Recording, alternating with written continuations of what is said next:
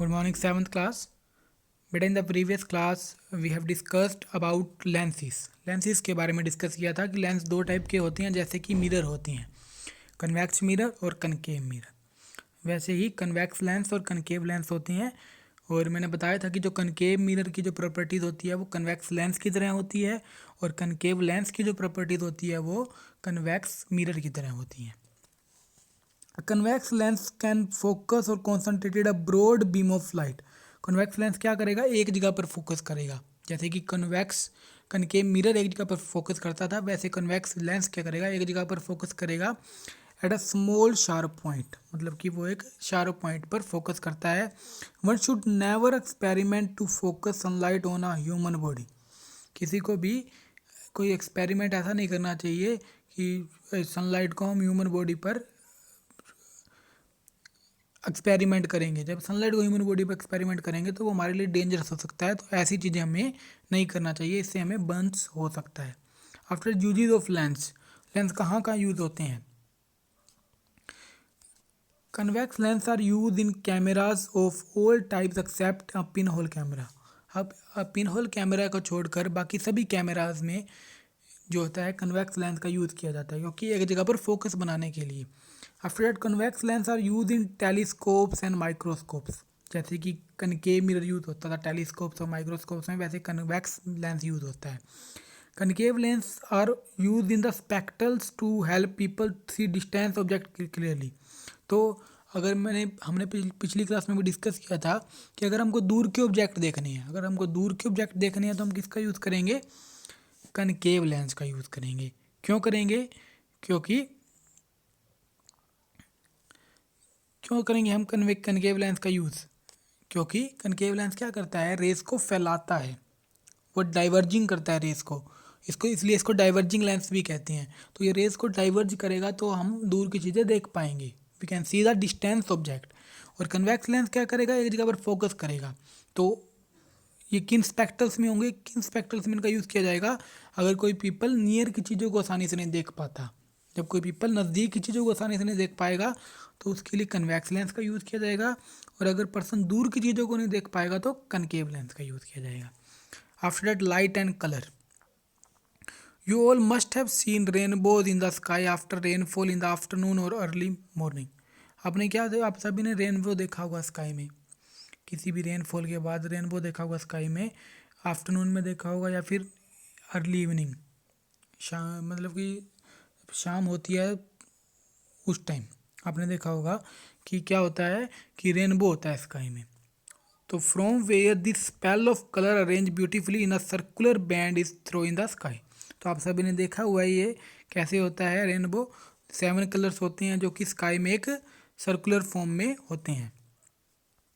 After that, have you ever seen a spread of colour on the surface of water collected on the road side.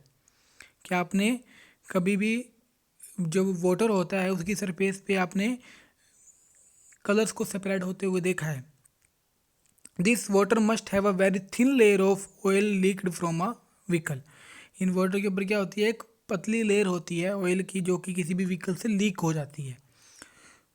So what is rainbow, the white light split into its 7 components when it pass through a prism. जो light होती है वो, जो white light होती है जब वो किसी प्रिज्म से पास होती है, जब वाइट लाइट किसी प्रिज्म से पास होती है तो वो 7 कलर में डिवाइड हो जाती है। जब कोई वाइट लाइट किसी प्रिज्म से पास होती है तो वो 7 कलर में डिवाइड हो जाती है, जिसको हम क्या बोलते हैं, डिस्पर्सन बोलते हैं। डिस्पर्शन क्या होता है, the splitting of white light into 7 colours is called dispersion. Clear, the band of 7 colours obtained as a result of dispersion.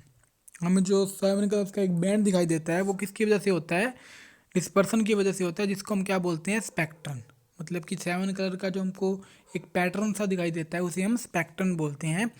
तो रेनबो कैसे बनता है कि जब कभी भी रेन होती है, रेन होने के बाद क्या होता है कि जो रेन की ड्रॉप्स होती हैं वो क्लाउड्स में रह जाती हैं, और जब उन ड्रॉप्स से सनलाइट पास करती है तो वो ड्रॉप्स किसकी तरह वर्क करती हैं, एक प्रिज्म की तरह वर्क करती हैं।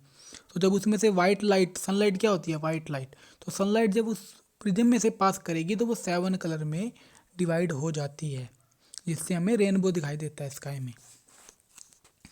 The phenomena of splitting of white light after passing through a prism is known as dispersion.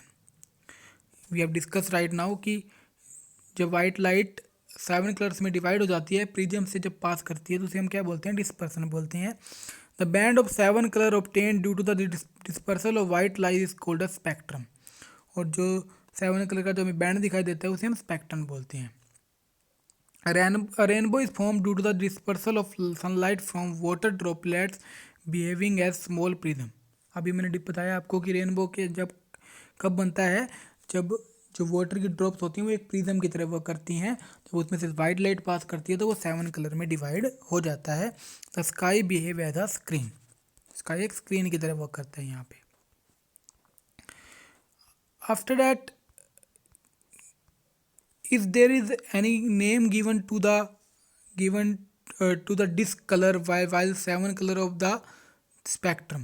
देखो ये डिस्क है, जब इसको हम तेज़ी से घुमाएंगे, जब इस डिस्क को तेज़ी से घुमाएंगे तो हमको सिर्फ एक वाइट कलर दिखाई देगा, ये 7 कलर दिखाई नहीं देंगे। क्यों? क्योंकि ये वाइट कलर का ही क्या है, वाइट कलर से ही डिवाइड होकर बने हैं। वाइट कलर का एक स्पेक्ट्रम है। तो वाइट कलर में कितने कलर होते हैं? 7 कलर्स होते हैं। तो this type of disc coloured with the 7 colours of spectrum is equal portion is called a Newton disc. इसको क्या बोलते हैं हम? न्यूटन डिस्क के नाम से बोलते हैं। एक्टिविटी पढ़ लेते हैं हम। क्या किया है? Take a circular disc of cardboard of about 6 metre diameter, cover it with the white paper. उसको हमने क्या कर लिया? हमने एक डिस्क ली, उसके ऊपर एक वाइट कवर पेपर से हमने कवर कर दिया और फिर उसके ऊपर ये 7 कलर हमने 7 कलर में इसको डिवाइड कर दिया। और जब इसको जब हम घुमाएंगे किसी मोटर के ऊपर, एक मोटर से इसको कनेक्ट कर रखा है, तो इनको क्या दिखाई देगा? सिर्फ वाइट कलर दिखाई देगा। इसका मतलब क्या हुआ कि ये वाइट कलर के ही से ही बने हुए हैं। तो this checkpoint 3 you will do it yourself, okay students, and checkpoint 3 are exercise, you will try to do it yourself, okay students, thank you।